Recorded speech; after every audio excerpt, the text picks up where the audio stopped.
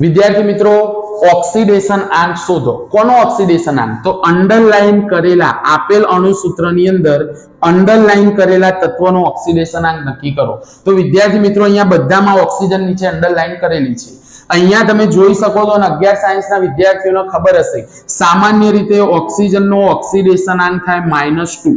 અહીંયા magnesium ઓક્સાઇડમાં -2, calcium ઓક્સાઇડની અંદર તમે જુઓ તો કેલ્શિયમનો +2 તો આનો -2. પણ હવે નીચે તમે અહીંયા જોઈ શકો છો Na2O2 અને H2O2. વિદ્યાર્થી મિત્રો આવા સંયોજનોને કહેવાય પેરોક્સાઇડ સંયોજનો.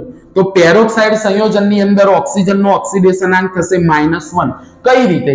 તો સોડિયમ 2 છે, એક સોડિયમનો ઓક્સિડેશન આંક થાય +1. તો અહીંયા ઓક્સિજનનો ટોટલ કેટલો થશે? 2. તો અહીંયા 2 ઓક્સિજનનો ટોટલ કેટલો થાય? -2. તો એક ઓક્સિજનનો થાય -1. એ જ રીતે નીચે પણ હાઇડ્રોજન પેરોક્સાઇડની અંદર પેરોક્સાઇડ સંયોજનો હોવાથી ઓક્સિજનનો ઓક્સિડેશન આંક થાય -1. હવે વિદ્યાર્થી મિત્રો નીચેના બે સંયોજન તમે જુઓ તો સુપર ઓક્સાઇડ.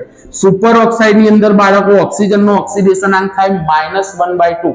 કઈ રીતે? તો પોટેશિયમનો થાય +1, આનો થાય -1. પણ માઇનસ એ બે ઓક્સિજનનો, -1 બે ઓક્સિજનનો થાય તો એક ઓક્સિજનનો થાય -1/2. એ જ રીતે બાળકો નીચે રૂબિડિયમ સુપર ઓક્સાઇડ અથવા તો ડાયોક્સાઇડ, તો એની અંદર પણ ઓક્સિજનનો ઓક્સિડેશન આંક થાય -1/2. તો વિદ્યાર્થી મિત્રો સામાન્ય ઓક્સાઇડ સંયોજનમાં -2, પેરોક્સાઇડમાં -1 અને સુપર ઓક્સાઇડમાં -1/2.